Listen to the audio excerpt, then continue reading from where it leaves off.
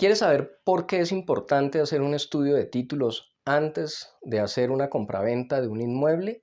Te voy a contar un caso de la vida real que te va a sorprender. Quédate unos minutos y te lo contaré.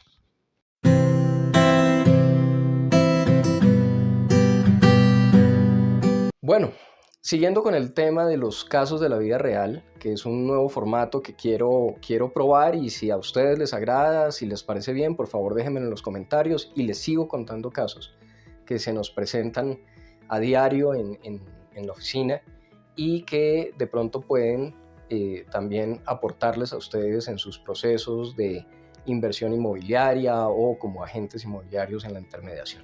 Bueno, este caso es de un cliente que quería comprar un multifamiliar. Entonces quería comprar una propiedad que tuviera varios apartamentos y estaba buscando en sitios en Bogotá donde poderlo conseguir. Entonces, en medio de su búsqueda, que fue muy disciplinada, muy extenuante, él tenía muy claro qué quería, aparece un inmueble en el que abajo había una bodega y un local. Y en los pisos siguientes habían 4 o 5 apartamentos. Era un inmueble ideal. Con el arriendo que ese inmueble estaba dando en ese momento, equivalía más o menos al 1.5% del valor de la propiedad. Eso es fabuloso, ¿sí? Lo que quiere decir que la propiedad estaba en un precio muy, muy bajo. Entonces, pues el cliente estaba emocionadísimo, me dice: Pablo César, revisa por favor los documentos, me los envía, es que quiero cerrar ese negocio, si se puede mañana mismo, en fin. Y empiezo yo a mirar, y simplemente mirando el certificado de libertad había algo que no me cuadraba, y algo que, para serle sincero, no había visto en otros casos, y es que en el inmueble había la notación de falsa tradición. Esa pues la he visto mucho, especialmente en el campo, pero había algo muy particular. El inmueble había sido hipotecado varias veces, ¿sí? Se hipotecaba, se pagaba la hipoteca, volvía y se hipotecaba y se pagaba la hipoteca con bancos. Entonces, ahí había algo que no me cuadraba, ¿sí? ¿Cómo los bancos generaban una hipoteca sobre una falsa tradición? ¿Qué es una falsa tradición, para ponerlos en contexto? Una falsa tradición es que la persona que aparece en esa anotación no es el dueño, sino que puede llegar a tener ciertos derechos sobre la propiedad. Y sucede mucho. Uno de los puntos de la falsa tradición más comunes es en las herencias, ¿sí? Donde fallece alguien y el heredero, en lugar de hacer la sucesión como debería hacerlo y pasar a ser el propietario, lo que hace el heredero es vender sus derechos de la herencia. Entonces, al vender esos derechos, se hace una anotación puede aparecer como falsa tradición, o también aparece la anotación de venta de derechos herenciales o similar. Entonces, generalmente sobre estos derechos los bancos no prestan sobre hipoteca, ¿sí? Y se supone que cuando el banco hace un estudio, ellos hacen unos estudios de títulos bastante juiciosos también. Los bancos se fijan mucho en este tipo de cosas. Ante una falsa tradición generalmente dicen: no le presto y no hipoteca. Pero aquí habían como 3 o 4 hipotecas, y yo decía: pero ¿cómo pudieron hipotecarlo? Finalmente era clarísimo el título, en que decía falsa tradición, falsa tradición, falsa tradición, y abajo aparecía una anotación: resolución tal. Eso era lo que aparecía. Entonces yo llamé al cliente y le dije: mire, aquí pasa algo, prenda alertas, porque esta persona que le está vendiendo no es el dueño. Pero ¿cómo no va a ser el dueño? Mira, aparece ahí en el certificado de libertad. Le dije: sí, aparece, pero en falsa tradición. Falsa tradición, eso no es la propiedad. Empieza la desconfianza incluso del cliente, y válida, ¿no? En donde él decía: pero Pablo César, a ver, pasó para 3, para 4 bancos y tú me dices que él no es el dueño. Entonces, ¿cómo así?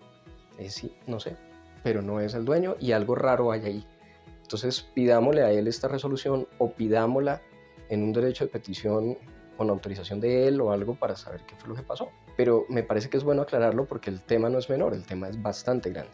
Entonces el cliente fue donde el vendedor y le dijo: mire, me da pena con usted, pero mi abogado me alerta sobre este tema. Quisiera saber si usted tiene esta resolución que menciona aquí al final, y si sabe algo de por qué aparece en falsa tradición y aparece en los bancos.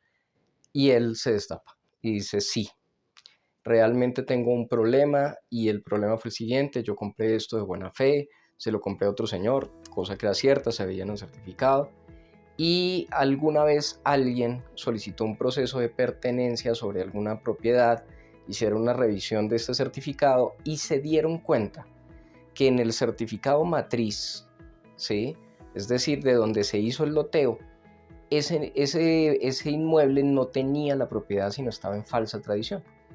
Sin embargo, por alguna razón lograron dividirlo y cuando lo dividen le abren folios a todos estos inmuebles y estos pasaron sin la anotación de la falsa tradición. Lo que quiere decir que de ahí en adelante los bancos miraban este certificado y veían que era propietario, porque no tenía esa anotación de la falsa tradición.